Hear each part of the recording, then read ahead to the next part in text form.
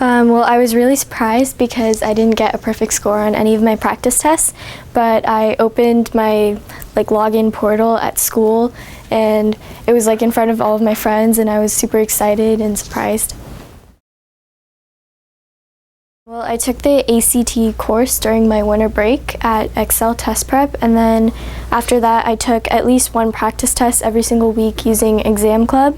And then sort of the week right before my test, I was reviewing notes and writing practice essays and stuff like that. So yeah, that was what I did.